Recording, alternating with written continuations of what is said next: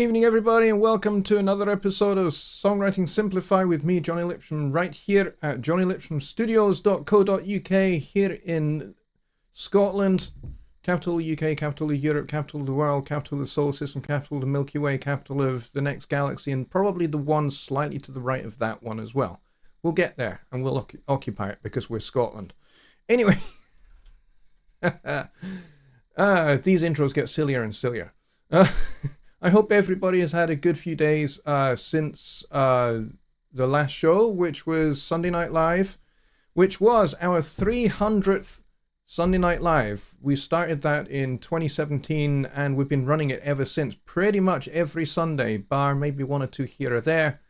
But yeah, it feels pretty awesome to have achieved that, to have got to 300 shows and still have an audience of approximately 25 to 35 on a Sunday tea time in the United States, or midnight here in Scotland, or 1 a.m. in Central Europe. I know I have folks in Europe who watch this at 1 o'clock in the morning because they are wonderfully and gloriously insane.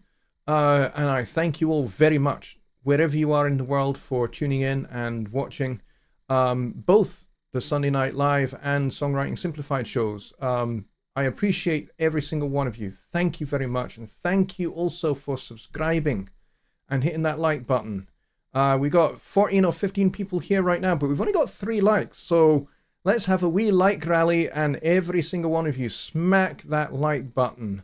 Please, I would appreciate it. It helps me. And if it helps me, it's going to help you in the long run as well. I would appreciate it. Thank you, everybody. And yes, Scotland is the capital of all capitals. Definitely. Couldn't agree more with that, my friend. There we go. All right, so seeing as I forgot last week to kind of go through who was here, Billy Morgan was first in the door. And yes, by the way, if you see the wee heart icon at the bottom of the chat, there are a bunch of emoji options there. Just go and give those a smack as well, because it's hilarious fun. Like, for example, if I just hit the heart here, you should all see me spamming the hearts. You can pick any of those and spam those to your heart's content. It's fun. I don't know exactly what it does in terms of drawing people to the show or the YouTube algorithm. I have no idea, but it's there. And I don't know when they put it in, but it's interesting anyway. So, as I was saying, Billy Morgan was here first, followed by Ron Figura, followed by Christopher Manrakna, and Ron Figura has the question for the night. Well, he doesn't really. He just has the first question. And we're going to get to his question as well, but I do have a wee musical topic as well that we're going to take a wee look at as well. Just another way to think about chord changes that break away from kind of what you would call the normal set of chord changes, such as 1-6-2-5-1 or 1-4-5 or 3-6-2-5-1, or any numeric variation of those that are fairly standard chord changes, so that you can just draw from a different key, borrow chords from a different key and make them just sound really good in the key that you're in, and just give you some extra colors. We got Kevin from Kevin's Guitar Stories. We got Daryl Harrison as well. We got Kyle Traduziak. And his new guitar. I'm hoping your new guitar is with you, Kyle. I know that it arrived today, but I'm hoping you've actually got it with you in show as well. That'd be cool. And we got Brett Marler and Ambient Dave, and we got Don Oliver as well. We got Mike Johnson from Music to Motion. We've got Rich Cresswell as well. And we got Boris Dancy as well. And we got Bobby Booth. And I talked at length about Bobby Booth on Sunday, but Bobby has never, I don't think, ever missed any of my shows, whether it's Sunday Night Live or this one. I don't think he's missed anything that I do, which is awesome. And Simon Carpenter is here as well, and I think I've reached the bottom of the chat, so that's pretty cool. So thank you everybody for coming. We got about 14 or 15 people, and we've almost hit like parity. I like to hit like parity, so when we've got like 15 or so people and we're kind of like 13 likes, new people that are in the door, hit the like button. Now, I don't want you to be dishonest. If you don't like what I do, that's fine. Move on. I'm okay with you doing that. But if you like what I do in these shows, then please do hit the like button. It helps me, and therefore it's going to help you as well. Thank you. All right, so we'll get to Ron's question, then we'll get to the music theory stuff. And believe me, this is not dry music theory that I'm talking about. And we have like parity again, which is awesome. All right, so Ron's question. He says, what is a good way to structure a productive collaboration, like the logistics of organizing the participants, leader, contributors, arranger, mixer, etc.? An informal, no money involved project with multiple contributors. Maybe set up a schedule, determine all this before setting up the collaboration workspace in Studio One. This is a really, really terrific question, because it speaks directly to how most of you folks are probably working when you're doing songwriting.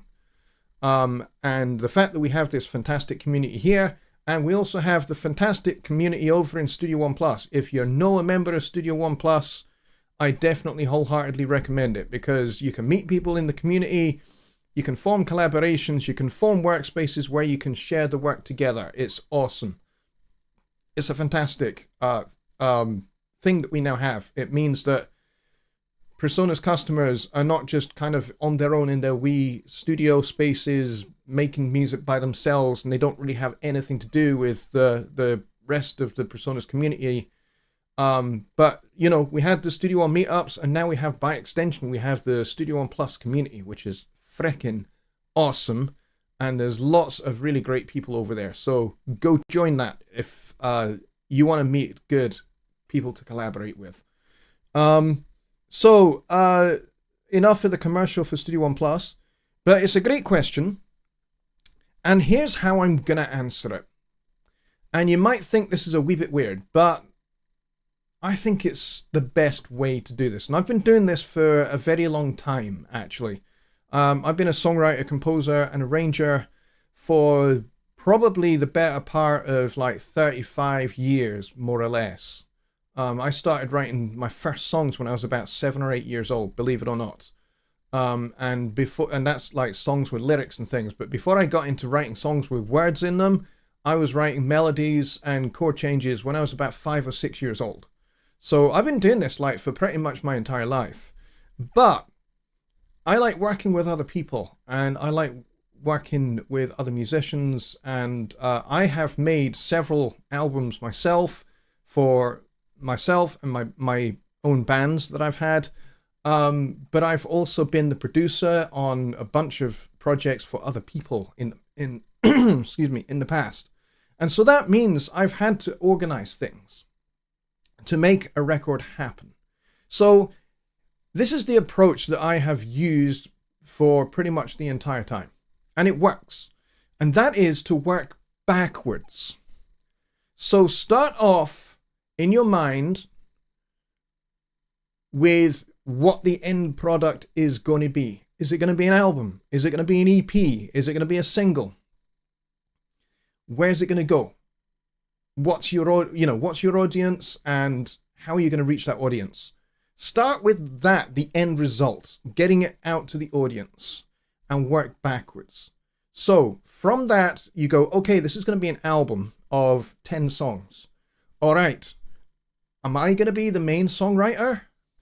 Is this going to be my project that I'm going to do for the most part myself? So I'm going to write all the songs myself.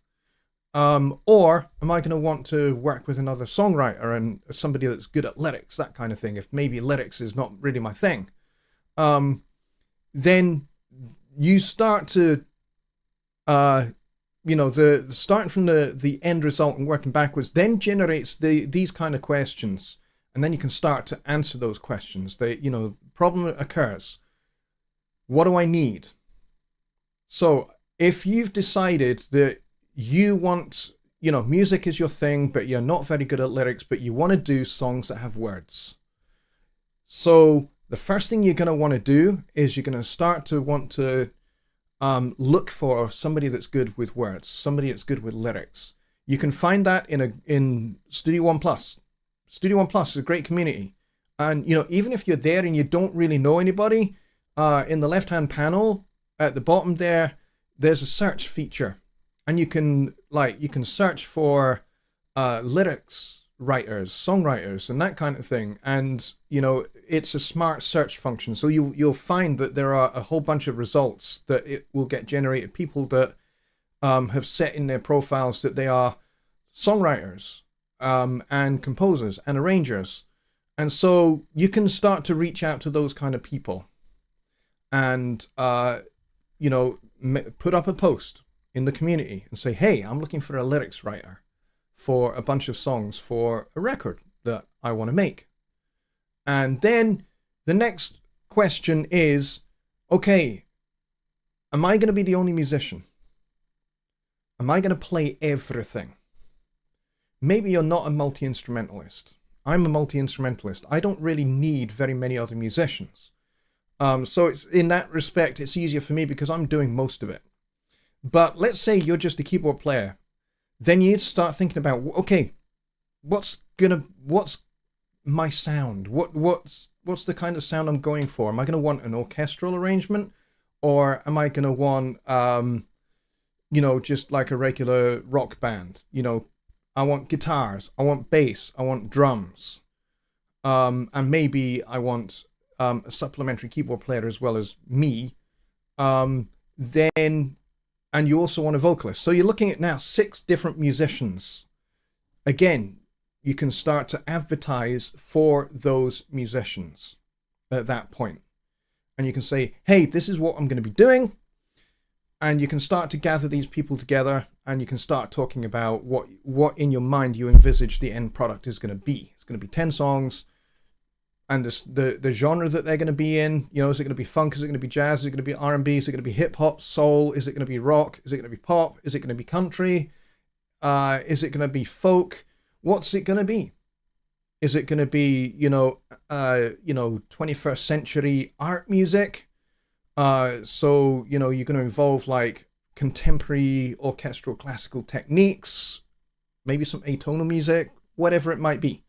So once you've defined those parameters, then you can start looking for the right kind of musicians who you would want to work with. Again, Studio One Plus is a great place to start advertising for that as well. You can say, hey, I need musicians. Who's up for it? Who's up for it? And you can start gathering people together. If it's your product, your project, it's going to be your record, then, you're probably going to be the one that's going to be leading it. So, the leader aspect of it is going to be you. And then you need to decide upon, the instrumentation, and therefore what instrumentalists you're going to need. You're going to need guitars, you're going to need drums, you're going to need bass, you're going to need keyboards, woodwinds, strings, whatever you're going to need. And then you can source those musicians from either your local community or from the Studio One Plus community or elsewhere, maybe from a local college or a local university, somewhere like that. So you're starting to work backwards through the process. And then you start to schedule backwards. Once you've got your resources together, you've got the people together, you can start to work backwards through the scheduling. You can go, okay, this is our release date. That's where you start. You start with the release date of the product. So let's say, here we are, August 23rd, 2023. We go, okay, let's set a target for 6 months from today. That's your launch date. That is the date that you release your product. 6 months from today. Great. What comes before releasing it? Mastering. How long's mastering going to take? Mastering is going to take maybe 2 to 3 days. Okay, so I need to have the mixing done by that point. Who's going to be the mastering engineer? Maybe somebody like Darren. Darren is a great mastering engineer. Or Ian Shepherd, if you've got the budget to be able to afford somebody like Ian Shepherd. Ian Shepherd is a fantastic, outstanding mastering engineer. And then who's going to mix it? Are you going to mix it? Or again, are you going to need to source a mix engineer? Get them in the loop. here's the thing I'm trying to get to. Get the people that you want to be involved in the project in the loop at the early phase, at this kind of planning phase.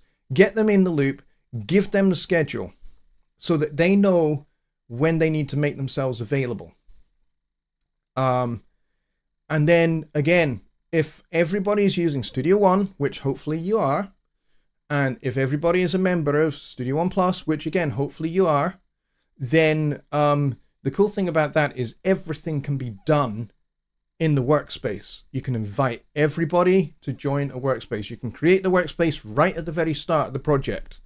And then you can start adding the people in that you've called in. I mean, you don't have to be a Studio One Plus member to be able to do this, but it's definitely preferable. It's easier. But you can still invite people in who aren't members of the Studio One Plus community. All they need is a free my.presonus.com account and they can get involved. And they can, the only part of Studio One Plus that they get to see is your workspace. And they can contribute there, you know, they can send stem files or whatever they need to send, depending upon what they're doing. They don't even have to use Studio One, but using Studio One and Studio One Plus is going to make things a lot easier. Definitely, I think. And it's designed for this kind of thing that we're talking about. So get everybody that you want to be involved, get them in early, right at the start of the planning phase. So you've established it's going to take 3 days for mastering. Okay, 10 songs, how long is that going to take for mixing? Talk to people that you think are good mixing engineers, that you either know or that you know of from seeing what they do in the Studio One Plus community, or if you know somebody locally, talk to them. You know, hey, I'm doing this record. It's going to be 10 songs. How long would it take you on average to mix 10 songs?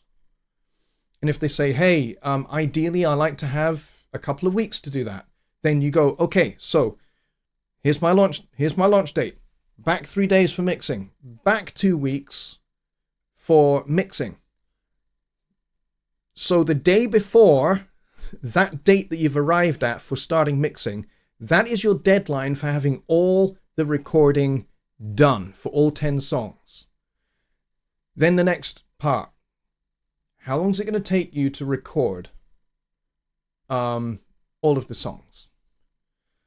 Given that you might be working with different people in different parts of the world, in different time zones, you're going to have that obstacle to overcome. And you're going to have to allow for it. Here's the part of the whole process that you want to give the most time to. Recording. Give that the most time.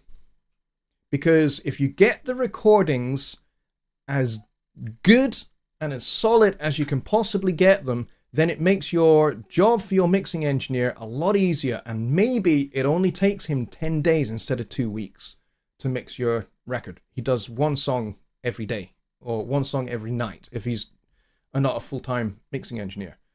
And so you want to nail the mixing process. You want to nail the recording process. You want to get the best possible recordings you can get. So how do we serve that recording process? First of all, give the most time to it to start with. So if it's 10 songs, allow yourself 2 months. I know that sounds ridiculously generous, but it gives you some buffer time for things going wrong, or people not being as available as they thought they might be, or having to swap somebody out. Maybe, you know, your lead guitar player can only be available to do a couple of the songs instead of all 10. Then you can bring somebody else in to fill in the gaps. And so you've allowed yourself that margin for error in the recording process. Then, going back, when do we start recording? You've established when the end date has to be, the deadline for finishing recording. So 2 months, work back 2 months. There is the date where you have to have all of the songs written and arranged and all set to go, ready to record. And you may also need to build into this time here the composing part the composing and arranging part is what I like to call it. You may need to build into some of that time rehearsal for your musicians. You don't want to have to make them sight read on the start of the recording phase.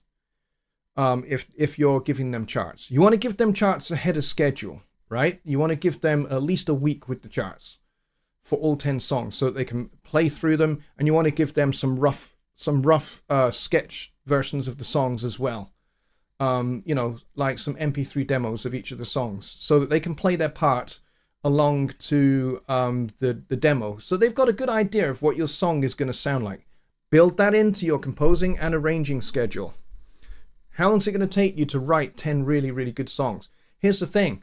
When you're talking about 10 songs, that's the end product. The writing part here, you're going to want to write more than 10 songs. You're probably going to want to write between 15 and 20 songs. Why? Because you want to be able to select the best 10 that are going to go through to the recording phase. And the other songs, you may recycle and use for another project. And that also gives you a head start on the next project, by the way. Recycling is good. This is another reason why recycling is good. If you've got songs that don't make the cut, they're maybe not as good as the top 10 that you pick from your selection of songs that you've written. They can be carefully stored away and saved for the next project. And you can see if they'll fit into the next one. If they don't fit into the next one, that's okay. They can fit into one down the line. Or maybe they just aren't really that good and you reject them completely. Well, you might find that there are parts of those songs that are useful. Maybe a chorus from this song and a verse from this song and a bridge from this song, and you put all three together and you end up with a song that writes itself. That can happen too. So this is why when you're in that songwriting process and you know that your end product is going to be 10 songs, you're not writing 10 songs. You're writing more than that to give you plenty of options, because that is what this process is all about. You want as many options as you could possibly need. You want more options than you need, so that you've got backups and you've got backups for backups, and then you've got a backup for the backup for the backup. All right. So keeping in mind this going back. So when do you need to actually start the actual writing process? That's your date. And you need to decide, okay, how long is this going to take me? It might take you, again, another 2 months. So allow for that time. Decide how much time per day or per night that you have. If you're working around a day job, you've got to fit that in as well, to write 20 good songs. And that might be that the writing phase is more than 2 months. Maybe it's 3 months. Maybe it's 6 months. And then eventually you get to that point where you are ready to get your collaborators ready to work. But if you've worked through this scheduling already by yourself, then when it comes to start calling people in, like I spoke about at the start of this answer, then you can give them dates. You can give them exact dates when you are going to want them to come in. And, that recording phase, you've allowed 2 months. Okay, what songs are going to be recorded on what days? What instruments are going to be recorded on what days? Are you going to record everything live in one room if you're all kind of nearby and neighbors and everything? Or are people going to send their stems to you? These are all considerations that you want to take into account in that 2-month recording phase. So you want to say, okay, if everybody's working remote, you're going to need to say, I need your stem files by X date for all the 10 songs. And you're going to want to keep in touch with them through that 2-month period and say, what have you got? How's it sounding? And, send me what you've got. Maybe send me some examples of, what you've got for your lead guitar part for these songs. And then it gives you a chance to go back and forth with soloists and that kind of thing to say, maybe go for another take. I'm not really sure that this actually works that well.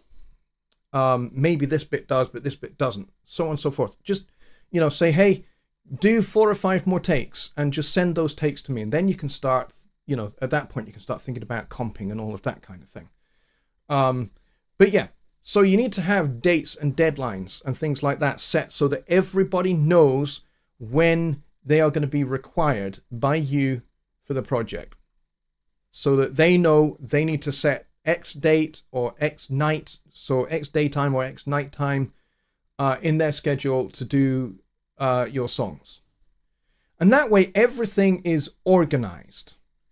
So that is how you would organize it if it's your project. If you're doing this for somebody else, let's say you've got a songwriter who's a really gifted songwriter but couldn't organize a beverage party in a brewery, then and let's say they come to you and say, hey, you're really good at organizing these kind of things, you're really good at pulling these things together. So you have a meeting with that person and you work out with them that schedule. So you work out with the artist that schedule that I've just talked about, and you work it out with them, and you involve them pretty much in as many steps as you possibly can. But at the end of the day, when you're the producer, you're the one that's calling the shots to make sure that everybody gets their stuff in on time. So you're the one that is reaching out to the collaborators, and you're the one that is making sure that everybody meets their deadlines, so that the artist can focus on doing their parts and writing the songs. And you're kind of there making sure that the songwriter keeps to the schedule, and then you're there making sure that all the recording gets kept to the schedule. And then you become the producer in the DAW at that point, in Studio One or in whatever DAW you're using. And at that point, then it becomes much more like a traditional producer role, where you're kind of overseeing how each song sounds. And you're doing that in close collaboration with the artist. And this, whether I've been producer or whether I've been the actual artist, and I've organized everything myself, this is how I've done it. And it works. If you try and do this kind of thing in a kind of ad hoc kind of way, making a record that in this day and age, with all the technology that we have available to us, should only take a matter of a few weeks to a few months, right? But if you don't have that process and you don't have all of that organization together, what should take a few months can end up taking 4 or 5 years, believe it or not. I have been involved in projects that have taken 2 to 3 years. Now, you have to account for sometimes there are unforeseen circumstances. One of my records did take 3 years to make. But one of the reasons it took 3 years to make was the songwriter and bass player that I was working with, and he was my God, he was an exceptional bass player.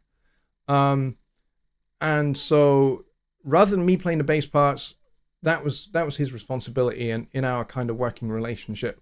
He had a skiing accident and broke his wrist, so he couldn't play his bass. Now, I could have got somebody else in to do it, but I mean, he was in hospital for quite a while in Switzerland because basically his wrist was actually shattered in places, and they had to basically rebuild his wrist and his forearm. And it was touch and go, really, as to whether it would come together. But it did. I mean, it was my record, but he was basically my producer at that point, because he was really good at kind of bringing people together, that kind of thing. So it did take 3 years to make instead of a few months. So you got to bear those kind of things in mind as well. Accidents happen, unforeseen circumstances are gonna get in the way of your schedule. So for as much as I've talked about having deadlines are important, and planning backwards is important. You got to have some flexibility built into the thing. You got to have some buffers in each phase. So you got to have some buffers in the songwriting phase to allow that to kind of run a little bit longer if it needs to. The same for the recording phase, the same for mixing, the same for mastering, and the same for getting it out the door, and into people's hands, so to speak. And you're either doing CDs, physical CDs or vinyls, or you're doing digital releases. But still, you got to allow for the fact that that can still go wrong. So, doing your digital release, that can take just a matter of, you just pick your release date, like I said, and then on that date, you launch it. But it can still go wrong. The internet might go down, or the site that you're releasing it to, maybe you're doing it to DistroKid or something like that, maybe their servers go down. Not a lot you can do about that. So that might delay your release a little bit. So you got to be prepared for that. So what I tended to do was I had my release date. Let's say my release date is 6 months from now. Then I would have everything locked, loaded, ready to go 2 days before the release date. And that meant I had 2 days just in case things went wrong. And then everything was all locked and loaded and in the servers and all of that kind of thing, ready to go. And then all I had to do was just put out the advertising, put out the statement that the record is available. And that's all I had to do, because it was already locked and loaded on servers, or the physical copies, the physical CDs, the physical vinyls were in-house, ready to be sold and distributed. So those are the kind of things that you'll need to bear in mind when we're talking about organizing and deciding who you're going to bring into your project, who's going to do what. If you don't have this kind of planning methodology in place, then like I say, it can end up just taking a lot longer than you envisage. And you can end up with people either dropping out, not wanting to be involved anymore because the thing is taking too long, or they lose interest because, there's no forward motion on the project. So if you want to keep that forward momentum, that's what the deadlines are there for. The deadlines are there to not only make you be creative, but also to give your contributors, the people involved, that impetus to be creative as well. They know they've got to have their parts done by a certain date. So it's not just about you and your own management, but it's about giving ownership to your contributors of their deadline as well. So they know when it is that these tracks have got to be sent up, uploaded into the workspace. And you've got to allow time to be able to review kind of what's going on and bring them all into the songs in Studio One. So those are my thoughts on that really, really outstanding question, Ron. It's we're talking about songwriting here, but that whole process is incredibly important. So we're not just talking about songwriting, we're talking about the whole production phase from germinal ideas all the way to, actually releasing your work. And it's important that you just go backwards through the phases. You can do it the other way. You can start with the ideas. You can say, okay, I'm starting to write these songs. They're coming together quite nicely. Maybe it'll take me a couple more weeks to do that. And then, okay, maybe it's going to take me another couple of weeks to do the mixing. Maybe it's going to, but you've put a lot of maybes in there, and you're in danger of making it too flexible. If you do it the other way around, where you plan forward, you go, okay, because you're not setting an end date. You're kind of going, okay, this record is going to get released at some indeterminate point in the future. Well, that means then that you maybe won't have that impetus to get the songs written. You won't have that impetus to do the mixing or whatever. So that's why I recommend work through it backwards. Start with when you're going to release and hold yourself accountable to that release date, or get people to hold you accountable to it. Even if that means you make a public announcement, you say, my next record is coming out on X date. You've told your audience to expect something. And now that you've done that, you can actually start to use some of the material that you are receiving from your contributors to work towards, making a little hint here and there as time goes by, to keep reminding your audience, hey, this record is coming. Hey, check out this little, 30-second sneak peek of one of the songs from this record, and so on and so forth. So that's the beauty about planning everything backwards and having the whole process work backwards like that, is that you end up providing yourself with materials that you're going to need to be able to sell that record when it's done. So I hope that helps. Fantastic question, Ron. Thank you very much for it. And I'm not seeing that we've got any other questions, by the way, I don't think. Billy says, the current project some of us are collabing on has 12 versions of one track, but it's coming together. Okay, that's cool. Well, you know what? Even having multiple versions of one song, it's okay. But at the end of the day, you've got to make a decision. Now, you might well be, working together as a collective in a kind of democratized fashion where, there is no leader, but there is a broad consensus. So if you're going to work that way and not have a leader specifically, but you're going to have a quorum, make sure there is a quorum. Make sure that there is a majority in favor of each decision, of each phase.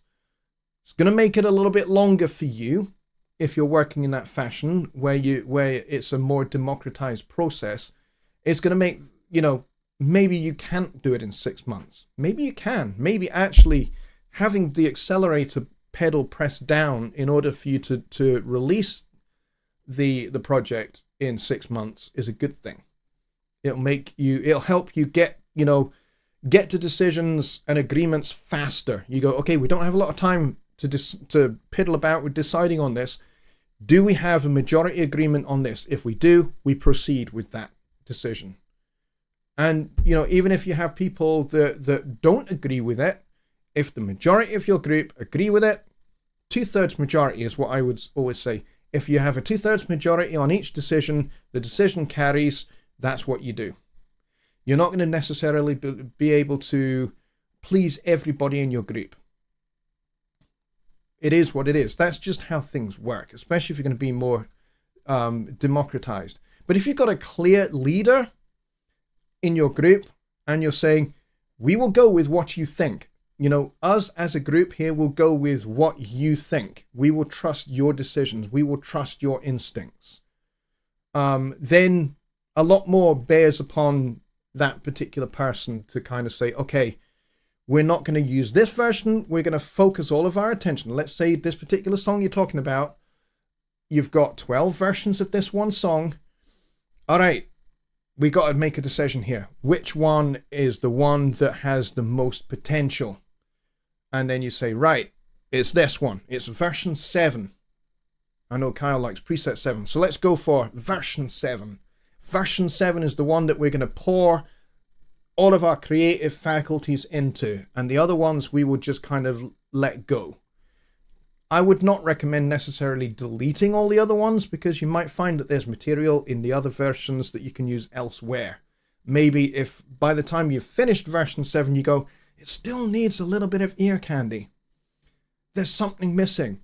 And then let's say Rich Cresswell, for example, says, well, do you remember I did these high strings, this high strings counter melody in that last chorus?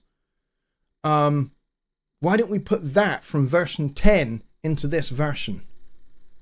And then everybody goes, oh, that works. Now we've got some ear candy for our final chorus that's really going to make that chorus sing way above all the other parts of the song and make that last chorus really, really cool. So yeah, you're going to have to make those kind of decisions. Brett Marler says, I'm constantly in a state of writing phase. That's good, because you may have a lot of material. But if you've got a lot of material, you're now going to have to start to move. If you want to get your music out to the world, you're going to have to start moving on and going, okay, I have written 50 songs in the last 10 years. Okay, what are my top 25 songs? So you pick the best 25 songs out of your 50 that you've written over the last 10 years. This is good. You've got 25 songs. How many albums is that? Let's say each album is 7 or 8 songs. You can chunk it all up and you've got songs that have already, you've got albums that have already written themselves, that's an advantage for you. But it does mean it's taken you a heck of a long time before you've actually started to produce any music that you can put out into the world. But it does mean you've got all these other albums that are queued up. All you need to do is just start recording them. And then you can start packaging them up. And then, you know, you can release one every year. And you've got 5 albums that you can just release once a year. And it's next to no work because you've done 10 years worth of work to get to that point. But you're going to have, if you want to get your music out into the world, you've got to move the ball forward. So that's where for you, the planning backwards thing is going to help you. And, you know, look at your creative output. If you've been writing a lot of songs, look at your creative output, go, what are my best songs? And then start planning for where those can be slotted in to future releases. So in your case, Brett, you might want to develop a roadmap. Over maybe the next 5 years. So you're going to start with your final release in 5 years' time. You're going to work back to the 4th one in year 4, year 3, year 2, year 1. And you have 5 albums over 5 years. And that's a big roadmap. But that works for you if you've got lots and lots of songs already, because you can start to just divvy them up into different albums. So you can definitely do that, but I would say definitely move, you know, start doing the backwards planning thing. Jonny Gibe is here, and he says, all good advice, sadly opposite how I work, but this is why I don't teach songwriting. Nonsense. This is just the way that has worked for me over many, many years of doing it. But the point I'm making is whether you work forwards or backwards in terms of your planning, plan, have a schedule, have a timetable, have deadlines for each part of the phases of production, so that you've got a deadline for when it has to go out the door. And that will force you to make sure that you get the thing out the door, because that's the name of the game.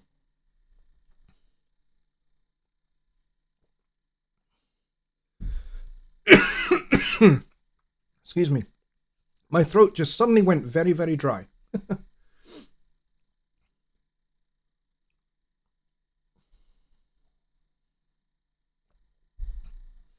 Okay.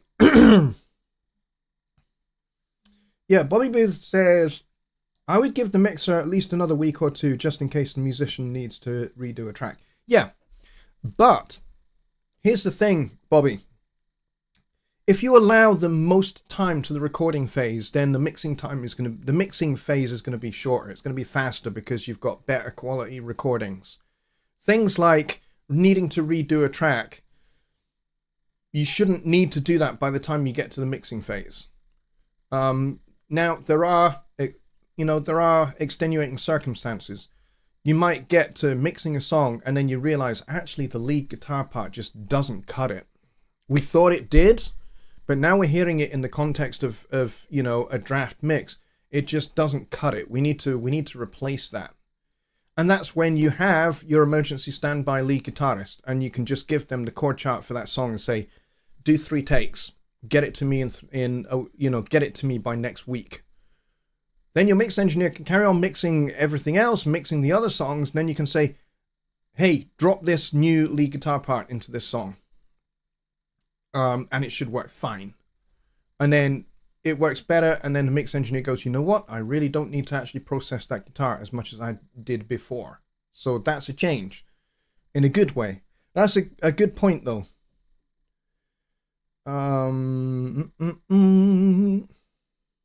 Pepper Up to Music is here as well. Hello, good to see you, my friend. I'm glad you're here.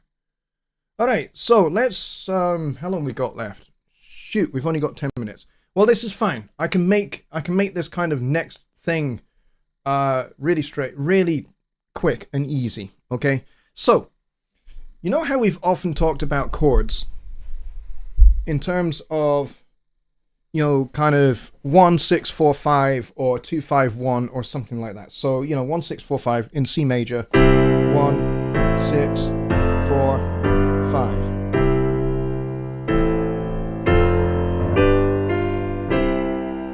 and those kind of sets of chord changes that like everybody in the Western world has ever used. Well, how about this? And for inspiration for this, I'm using the chord changes from the Weather Report song Havona as my inspiration, because it sounds incredibly complex when you hear the track. If you don't know what I'm talking about, when the show's finished, go onto YouTube and type in the search bar Havona, and you'll get Weather Report's Havona. And watch the video of that song. Whether it's the live version or the studio version is kind of immaterial. But it sounds really complex. The intro relatively is, but once you get into the main body of the tune, it's not actually that complex harmonically. It just sounds it. So,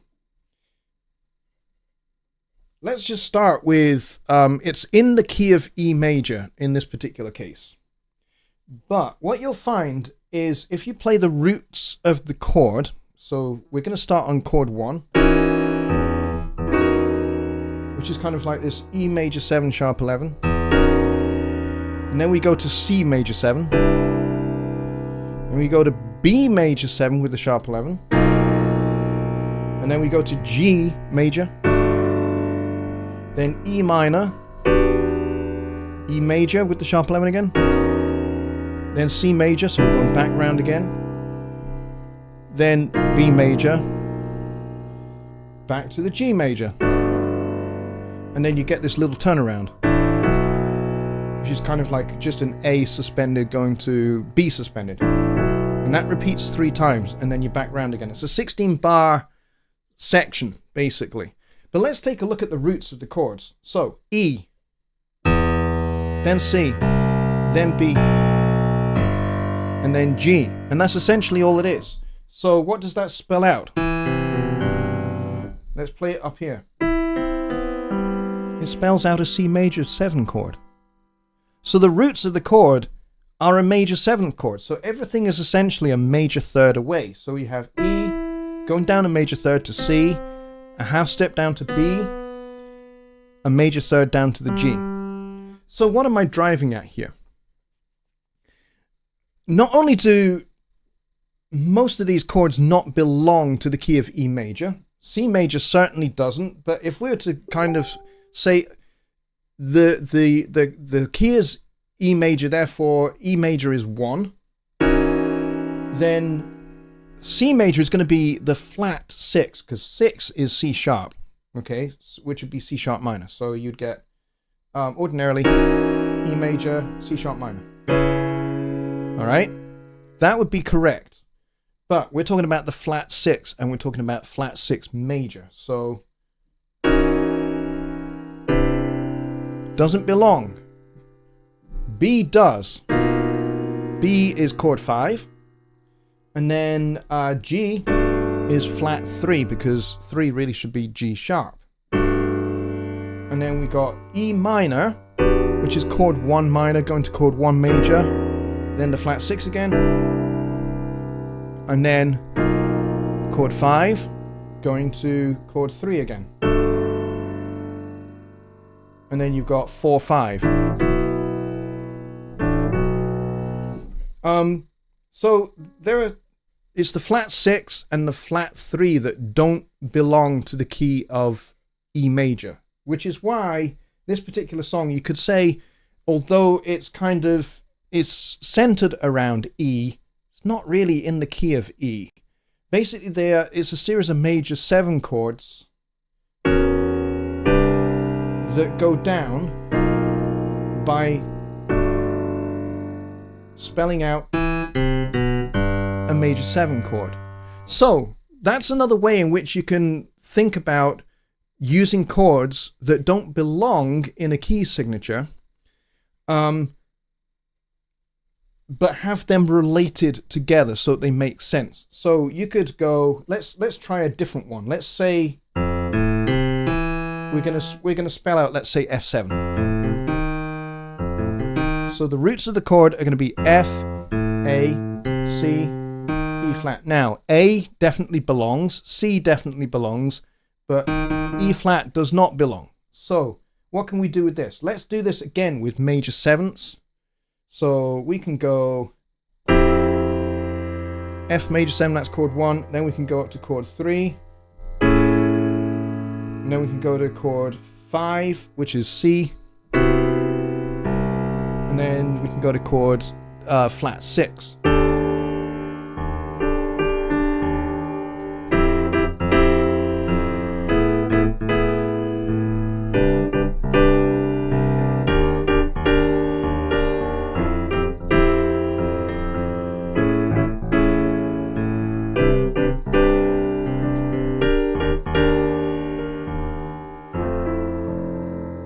And so you've got a completely different sound than what you would normally have with a normal set of chord changes going.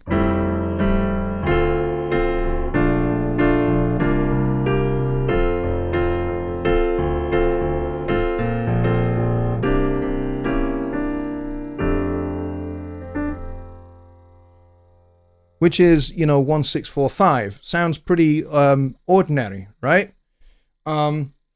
So it's a different way to think about a different set of chord changes with chords that don't belong, but you can make the roots of the chords be related together. And you can either go for major chords, like I did, have all of them major, or mix them up between major and minor. Just decide what sounds good. If you're going to go, I'm going to abandon conventional chord changes, then normal rules like whether a chord should be major or should be minor, they don't apply anymore. As soon as you abandon that principle, they don't apply anymore. So you're now free to go, this one should be major, this one should be minor, this one should be diminished, this one should be minor, or dominant, or whatever you want to do.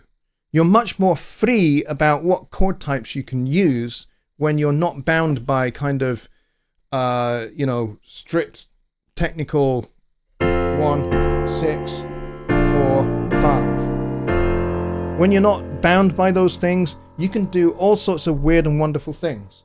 You can go chord 1, chord flat 6, chord 3, chord flat 2, and then you can keep going via minor thirds related. So a minor third down is going to be E flat, minor third down is going to be B, major third down, by the way. And then maybe go down another minor third, so we're getting to G. Go down another minor third, but we'll make this one a minor chord. So the sky's the limit when you say, okay, I'm abandoning traditional ideas of chord changes and I'm going to make all my chords related by a major third or a minor third or a flat fifth or whatever it is you want to do. Because now you can just go for, I want a major chord sound or I want a minor chord sound.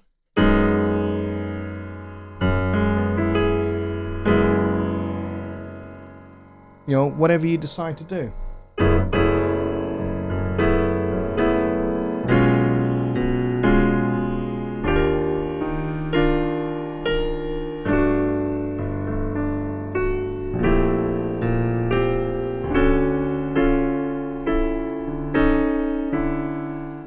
So there's lots of different options there. But that's just to give you a whole nother set of options for chord changes that don't follow kind of a standard progression. You're just dealing with a chord that sounds on its own, and then another chord that sounds good on its own, and then you put the two together. They don't have to be related, but if the two chords work together, they work together. They don't necessarily have to progress in a logical fashion. That's kind of what I'm driving at. So if you want to get away from chords 1, 4, and 5, or 1, 6, 2, 5, or whatever it is that you use the most in your songs, then this is an option for you. Okay, my chords are going to move by minor thirds, or they're going to move by major thirds. And then you can decide, okay, which one's going to be major, which ones are going to be minor. And you're guided by what sounds good at that point, rather than what's technically correct. So I hope that helps. Ron's question was outstanding. Really, really good. And I hope that little musical tidbit helps with you. Mike says, I'll launch a Zoom when you're done with your stream. Let me know when to post it. Stick it in now, Mike, because we're at the hour mark already, believe it or not. I know, that's crazy. John Edgar's here, and I didn't realize he was here. Sorry about that. Rich Cresswell was saying something I've just missed as well. He says, if you've ever seen that clip of him... Oh, right, okay. That's something else. I read something that he was saying about high strings, and I missed it. Rich says, I find that the more time you give people, the less that gets done. Each person should get it done, as they say. You can always circle back and discuss the outcome. It's amazing what you can get out of being under pressure, although I understand that that's not for everyone. Yeah, not everybody will work that way. Some people don't work well under pressure. Some people buckle under pressure. And some people, you know, they like to just have the freedom to just, you know, create, and they don't want a deadline. But you know, if you kind of leave things open-ended, in my experience, things don't tend to actually get done. If you just kind of like, we'll just kind of work on this in an ad hoc fashion without kind of any plan, it doesn't really ever end up coming to fruition, or it takes 5 times longer than it should to come to fruition. But yeah, even if you're going to set more time to,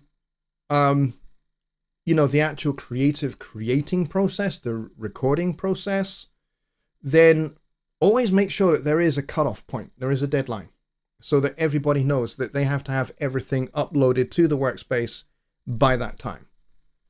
And I guess that's kind of what I'm getting at with that. Billy says a 6-track EP can go multi-platinum. I've seen it happen. I have seen it happen too. I have never been involved in one. I have played on a record that did go gold, and that was an EP. It didn't go multi-platinum. It just went gold. It did get a lot of sales of that particular record. And I played electric piano on it. I think out of the 6 songs, was it 6 songs? Or was it 5? I can't remember. I think it was 5 songs. And I was on 3 of the 5, either playing Fender Rhodes or playing piano. And yeah, and to my surprise, it went gold. It sold over, I think to go gold, I think it's over 100,000 copies it sold. Something like that. Anyway, I think we're done for the night. Some excellent commentary here in the chat. Really like what you got going on there. Mike has put in the link to the Zoom, so if you want to carry on the conversation after the show, join us on the Zoom. I will be there for a short while. I'm not going to be there for a very long time because I've had a very long day and I'm pretty tired, actually. Just Bob says, enjoyed the second half. We'll watch the first half later. Great show so far. Oh, cool. Excellent. Thank you, Bob. I'm glad you made it in. All right, so we're going to end it there. United Effects says beyond functional harmony. Absolutely. That's where I live. I actually, these days, live beyond functional harmony. And it's a great place to live. But in order to get there, you've got to go through how harmony functions to start with. But there we go. Oh, gold is 500,000. There we go. Thank you. I couldn't remember what gold is. But yes, this particular record did go gold. All right, so we'll call it there, folks. Thank you very much for coming along. And I will see you all on Sunday for Sunday Night Live for the 301st show. And hopefully we will get to 400. Thank you, everybody, for joining me tonight. We still have... we're still not at like parity, actually, but we're starting to lose people now. So we peaked at 20 people, which is awesome, but we only have 18 likes. So we're too short. Just 2 more likes and we'll get to 20. That'll be awesome. All right, folks. I wish you all a very good night. Good night.